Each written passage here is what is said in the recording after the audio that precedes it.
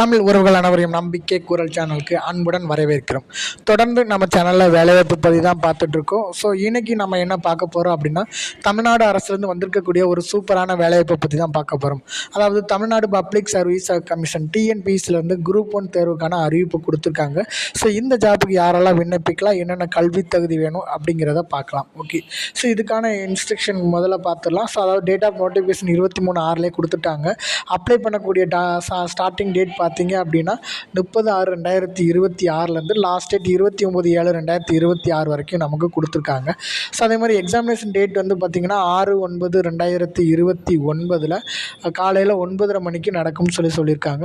So date of main exam பார்த்திங்க அப்படின்னா பின்னர் வந்து அறிவிக்கப்படும் சொல்லியிருக்காங்க. ஓகே, இந்த ஜாபுக்கு நம்ம அப்ளை பண்ணதுக்கு என்னெல்லாம் தகுதி வேணும் அப்படிங்கிறத பார்த்துடலாம். ஸோ ஃபஸ்ட் நம்ம one time registration and online application பண்ணணும். ஸோ இதுக்கான இணையதள முகவரி TNPSC exam.in அப்படிங்கிற இணையதள முகவரியை நம்ம கிளிக் பண்ணிவிட்டு ஸோ அதில் போய்ட்டு ஒன் டைம் ரிஜிஸ்ட்ரேஷனை நம்ம கிளிக் பண்ணிக்கணும். ஸோ ஆல்ரெடி நம்ம ஒன் டைம் ரிஜிஸ்ட்ரேஷனுக்கு வச்சுருந்தோம் அப்படின்னா லாகின் பண்ணிக்கலாம். ஓகே, ஸோ அதே மாதிரி அடுத்தது என்ன பார்க்க போகிறோம் அப்படின்னா, இந்த ஜாபுக்கான எவ்வளோ வேக்கன்சி அப்படிங்கிறத பார்த்துடலாம். ஸோ மொத்தம் பார்த்திங்கன்னா 5 விதமான பணியிடங்கள் கொடுத்துருக்காங்க. Deputy collector, assistant commissioner, deputy register and deputy ரிஜிஸ்டர்லேயோ cooperative societies, assistant commissioner of labour கொடுத்துருக்காங்க. ஸோ மொத்தம் பார்த்திங்கன்னா 26 காலி பணியிடங்கள் கொடுத்துருக்காங்க. ஓகே, ஸோ அது மட்டும் இல்லைங்க. ஸோ இது வந்து தமிழ்நாடு சிவில் சர்வீஸில் டெபுட்டி கலெக்டரும், தமிழ்நாடு கமர்ஷியல் டேக்ஸ் சர்வீஸில் அசிஸ்டன்ட் கமிஷனர், தமிழ்நாடு கோஆப்ரேட்டிவ் சொசைட்டியில் 3 கொடுத்துருக்காங்க, deputy register of cooperative society, Tamil Nadu registration சர்வீஸில் டிஸ்ட்ரிக்ட் ரிஜிஸ்டர், தமிழ்நாடு லேபர் சர்வீஸில் அசிஸ்டன்ட் கமிஷனர் ஆஃப் லேபர் கொடுத்துருக்காங்க. மொத்தம் வந்து 26 காலி பணியிடங்கள் கொடுத்துருக்காங்க. இதுக்கான எலிஜிபிலிட்டி என்னங்கிறத பார்த்துலாம். ஃபஸ்ட்டு ஏஜை பொறுத்த வரைக்கும் ஏஜ் என்ன கொடுத்துருக்காங்க அப்படின்னா, so deputy collector and assistant கமிஷனருக்கு பார்த்திங்கன்னா 34 வயசு வரைக்கும் இருக்கணும். ஸோ அதே மாதிரி பார்த்திங்க அப்படின்னா for candidates passing for BL degree முடித்தவங்களுக்கு 35 வயதுக்கு கொடுத்துருக்காங்க. ஸோ அதே மாதிரி பார்த்திங்கன்னா டிஸ்ட்ரிக்கு மற்ற அதர் போஸ்ட்டுக்கெலாம் 34 வயசு வந்து இருக்கணும்னு சொல்லியிருக்காங்க மேக்ஸிமம் வயசு. ஸோ அடுத்தாப்புல என்ன பார்க்க போகிறோம் அப்படின்னா, இதுக்கான எஜுகேஷன் குவாலிஃபிகேஷன் என்னங்கிறத பார்த்துடலாம். டெபுட்டி கலெக்டருக்கு பார்த்திங்க அப்படின்னா ரெகக்னைஸ் யூனிவர்சிட்டியில் ஏதாவது ஒரு டிகிரி முடிச்சிருந்தாலே போதும்.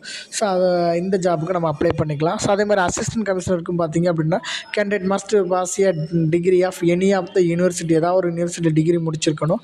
ஸோ அது மட்டும் இல்லைங்க, other things been equal performance shall be given to the candidates கொடுத்துருக்காங்க. அதாவது ஃபஸ்ட்டு வந்து BCom degree and BL degree முடிச்சிருக்கணும், அல்லது பிகாம் அண்டு BL டிகிரி முடிச்சிருக்கலாம். ஸோ அல்லது BCom degree or BL degree together with diploma in taxation law முடிச்சிருக்கலாம். So அதே மாதிரி 4வது பார்த்திங்கன்னா BCom degree or BL degree முடிச்சிருந்தவங்களும் இந்த ஜாபுக்கு வந்து நம்ம அப்ளை பண்ணிக்கலாம்னு சொல்லியிருக்காங்க. ஸோ அதே மாதிரி வந்து ரிஜிஸ்டருக்கு கோஆப்ரேட்டிவ் சொசைட்டிக்கு பார்த்திங்கன்னா ஏதாவது ஒரு டிகிரி மட்டும் முடிச்சிருந்தாலே போதும். அது மாதிரி டிஸ்ட்ரிக்ட் ரிஜிஸ்டருக்கும் அதுவும் ஏதாவது ஒரு டிகிரி முடிச்சிருந்தாலே போதும். அசிஸ்டன்ட் கமிஷனர் ஆஃப் லேபருக்கும் பார்த்திங்க அப்படின்னா மஸ்ட்டு வந்து ஏதாவது ஒரு டிகிரி முடிச்சிருக்கணும். ஸோ அதோட பார்த்திங்க அப்படின்னா explanation of the expression freedom fighters அப்படிங்கிற persons who took the part national movement inaugurated by National Congress. So இதை சம்மந்தப்பட்டுலாம் நமக்கு தெரிஞ்சிருக்கணும்னு சொல்லியிருக்காங்க. ஸோ சப்போர்ட்டிங் டாக்குமெண்ட் நம்ம அப்ளை பண்ணுறதுக்கு நமக்கு என்னெல்லாம் வேணும் அப்படின்னா 10th mark sheet, 12th mark sheet, diploma அல்லது degree certificate, so BG degree இருந்தால் BG டிகிரி, இதெல்லாம் நம்ம வந்து கம்பல்சரி அப்லோட் பண்ணுற மாதிரி இருக்கும். ஸோ அதே மாதிரி இந்த கேண்டிடேட்ஸ்க்கு ரிட்டன் ஃபைனல் டிகிரியில் இருக்கிறவங்க வந்து அப்ளை பண்ண முடியாது அப்படிங்கிறத நமக்கு மென்ஷன் பண்ணியிருக்காங்க. அதே மாதிரி மெடிக்கல் அண்ட் ஃபிசிக்கல் ஸ்டாண்டர்ட் கொடுத்துருக்காங்க. டெபுட்டி கலெக்டருக்கு பார்த்திங்க அப்படின்னா ஸ்டாண்டர்ட் ஆஃப் விஷன் பார்த்திங்கன்னா ஸ்டாண்டர்ட் 3rd ஆர் பெட்டர் அப்படிங்கிறத மட்டும் கொடுத்துருக்காங்க. ஸோ எல்லா பணியிடங்களுக்கும் இது பொருந்தும்னு சொல்லியிருக்காங்க. ஸோ அதே மாதிரி லோக்கல் லாங்குவேஜ் தமிழ் நமக்கு கண்டிப்பாக தெரிஞ்சிருக்கணும். ஸோ தமிழ் லாங்குவேஜில் தான் எக்ஸாமு ப்ரிப்பேர் பண்ணுறாங்க. ஸோ அது மட்டும் இல்லை, இந்த knowledge in Tamil on the date of notification படி தமிழில் வந்து நமக்கு கண்டிப்பாக தெரிஞ்சிருக்கணும்னு வேறு நமக்கு சொல்லியிருக்காங்க. ஸோ அதே மாதிரி அடுத்தது பார்த்திங்க அப்படின்னா restriction and applying for the examination. So இதெல்லாம் ரெஸ்ட்ரிக்ட் பண்ணியிருக்காங்க அப்படின்னா the candidates not belong to SC, SCA, ST, MBC, BC and BC இவங்கெல்லாம் பார்த்திங்கன்னா 5 years ஆர் மோர் ஆஃப் சர்வீஸில் வந்து இருக்கக்கூடாது. அதே மாதிரி appointment of the India government of யூனிவர்சிட்டியில் நாட் எலிஜிபிள் ஆகிருக்கக்கூடாதுன்னு சொல்லியிருக்காங்க. ஸோ அடுத்தது பார்த்திங்க அப்படின்னா இதுக்கான பெஞ்ச்மார்க் டிசேபிலிட்டி எவ்வளோ பெர்சன்டேஜ் இருக்கணும் அப்படிங்கிறத மென்ஷன் பண்ணியிருக்காங்க. ஸோ இதுக்கான எக்ஸாமினேஷன் பார்த்திங்க அப்படின்னா 3 முறையில் நடக்குது. ஒன்று பார்த்திங்கன்னா ப்ரிலிமினரி எக்ஸாம், 2வது மெயின் எக்ஸாம் கண்டக்ட் பண்ணுறாங்க, லாஸ்ட்டாக பார்த்திங்கன்னா பர்சனல் இன்டர்வியூ. ஸோ இந்த ப்ரிலிமினரி எக்ஸாம் பார்த்திங்க அப்படின்னா ஸ்க்ரீன் ஸ்க்ரீனிங் டெஸ்ட் வந்து கண்டக்ட் பண்ணுறாங்க. இதுவும் மார்க்கை பேஸ் பண்ணி தான் இருக்க போகுது. ஸோ இதில் யார் செலக்ட் ஆகிறாங்களோ அந்த கேண்டிடேட்ஸுக்கு தான் பார்த்திங்க அப்படின்னா மெயின் எக்ஸாமில் எழுதுறதுக்கான சான்ஸ் வந்து கொடுப்பாங்க. ஸோ அதே மாதிரி commission will draw a list of candidates qualified for the main exam based on the minimum qualified எதுவும் இருக்காங்களோ ஸோ அவங்க தான் நெக்ஸ்ட்டு வந்து எக்ஸாமினேஷனுக்கு வந்து கண்டக்ட் பண்ணுற மாதிரி சொல்லியிருக்காங்க. ஸோ அடுத்தது பார்த்திங்க அப்படின்னா இந்த எக்ஸாமினேஷனுக்கு என்னென்ன கொஸ்டின் பேட்டர்ன் இருக்குங்கிறத மென்ஷன் பண்ணியிருக்காங்க. ப்ரிலிமினரி எக்ஸாமுக்கு பார்த்திங்கன்னா ஜென்ரல் ஸ்டடீஸ் டிகிரி லெவலில் 175 கொஸ்டினுக்கு இருக்குது. அதே மாதிரி aptitude and mentality ability SSLC லெவலில் 25 கொஸ்டின், மொத்தம் 200 கொஸ்டின், மேக்ஸிமம் மார்க்கு 300 மார்க் கொடுக்குறாங்க. Duration of examination 3 hours. So அதே மாதிரி மினிமம் குவாலிஃபிகேஷன் மார்க் பார்த்திங்க அப்படின்னா SC, SCA, ST, MBC, DC, BC, OBC, M இவங்கெல்லாம் 90 மார்க் வந்து நமக்கு எடுக்கணும். அதர்ஸ் வந்து 120 மார்க் வந்து எடுக்கணும்னு சொல்லியிருக்காங்க. எக்ஸாமினேஷன் பார்த்திங்கன்னா ஓஎம்ஆர் பேட்டர்னில் தான் நம்ம எக்ஸாம் ரைட் பண்ணணும். கொஸ்டின் பேப்பர் லாங்குவேஜ் பார்த்தீங்கன்னா இங்கிலீஷ் அண்ட் தமிழில் கொடுக்குற மாதிரி சொல்லியிருக்காங்க.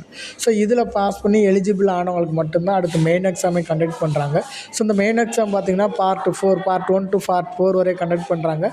ஸோ இதில் என்னெல்லாம் பார்த்திங்கன்னா பார்ட் 1ல் Tamil eligibility test SSLC related 100 question 3 hours conduct பண்ணுறாங்க. ஸோ இதுவும் மினிமம் பாசிங் மார்க் 40 எடுக்கணும். கொஸ்டின் டைப் வந்து தமிழ் லாங்குவேஜெல்லாம் கேட்குறாங்க. பார்ட் 2 பார்த்திங்கன்னா ஜென்ரல் ஸ்டடீஸ் டிகிரி லெவலில் 250 மார்க் மேக்ஸிமம் கேட்குறாங்க. 3 hours எக்ஸாம் கண்டக்ட் பண்ணுறாங்க. ஸோ அதே மாதிரி பார்ட் 3ல் பார்த்திங்கன்னா ஜென்ரல் ஸ்டடீஸ் 2ல் டிகிரி லெவலில் 250 மார்க்கு 3 hours கண்டக்ட் பண்ணுறாங்க. பேப்பர் 4 பார்த்திங்கன்னா ஜென்ரல் ஸ்டடீஸ் 3ல் டிகிரி லெவல் 250 மார்க் கண்டக்ட் பண்ணுறாங்க. மொத்தம் 3 hours. ஓவரால் பார்த்திங்க அப்படின்னா 225 மார்க் வந்து நம்ம மினிமம் எடுக்கணும்னு சொல்லியிருக்காங்க. ஸோ அதர்ஸ் வந்து 300 மார்க் எடுக்கணுங்கிற மாதிரி சொல்லியிருக்காங்க. ஸோ ஓவரால் பார்த்திங்கன்னா இதெல்லாம் கண்டக்ட் பண்ணிட்டு இதில் செலக்ட் ஆகிட்டோம் அப்படின்னா இன்டர்வியூ கண்டக்ட் பண்ணும்போது இன்டர்வியூவில் பார்த்திங்கன்னா 100 மார்க் கண்டக்ட் பண்ணுறாங்க. இதெல்லாம் சேர்த்து main exam paper 2 and paper 3, paper 4 இதெல்லாம் முடிச்சுட்டு இன்டர்வியூ எல்லாம் சேர்த்து 850 மார்க் வந்து நமக்கு கண்டக்ட் பண்ணுறாங்க. அவ்வளோதாங்க. இந்த ஜாப் டீட்டெயில்ஸ் பற்றி முழுமையாக நம்ம பார்த்துட்டோம். ஸோ இதை பற்றின வீடியோ உங்களுக்கு பிடிச்சிருக்குன்னு நினைக்கிறேன்.